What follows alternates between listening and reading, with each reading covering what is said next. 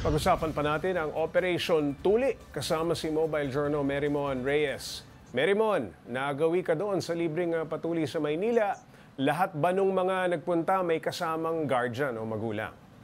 Yes, Pops J. Lalong-lalo na kung mga menor de edad itong mga nagpapatuli, kailangan meron talaga silang parent or guardian. Pero yun nga, wala namang age limit ito. So kung sakaling merong magpapatuli dito na lagpas legal age na siya, kahit wala naman ng kasamang guardian, pwede na, Pops J.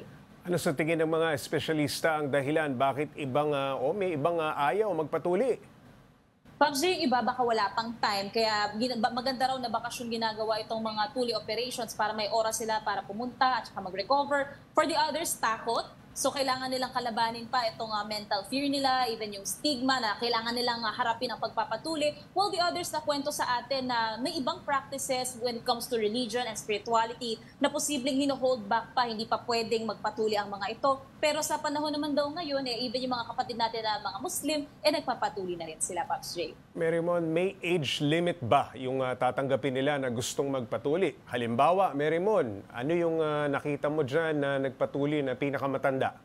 Anong edad? So far, Pops J, dito puro bata pa talaga puro sila. bata. Pero ang nasabi sa atin dito nila, Dr. Ting, as early as 11 years old, pwede nang screen ang mga bata para sa pagpapatuli. Pero walang hangganan yung edad kung hanggang anong age ka lang ba pwedeng magpatuli. Kasi meron silang mga naging pasyente, senior citizens na, 40 years old na matatanda na, at wala naman talagang limit para magpatuli. Pero mas maganda as early as bata pa lang, magawa na to for hygiene and for health. Senior citizen, baka mo. Okay, yung mga batang nakausap mo doon na nagpapatuli, meron bang umiyak o lahat naman sila ay masaya?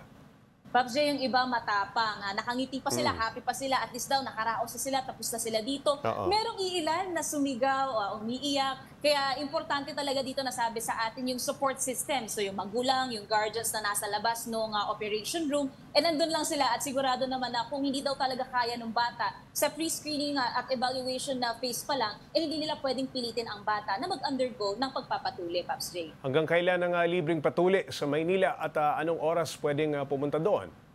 Pops J, tatakbo itong Operation Libreng Tuli sa Maynila from today, April 8 hanggang April 25, minus araw ng kagitingan, pati yung mahal na araw. Usually, 8 to 5 p.m. talaga ang mga local health centers natin. Pero mas magandang tignan nila yung schedule kung saang local health center isasagawa yung Operation Libreng Tuli sa lugar nila at kung sakali mang may oras ba sila na kailangan habulin, Pops J. Ayun, maraming salamat, Mobile Journal Merymon Reyes.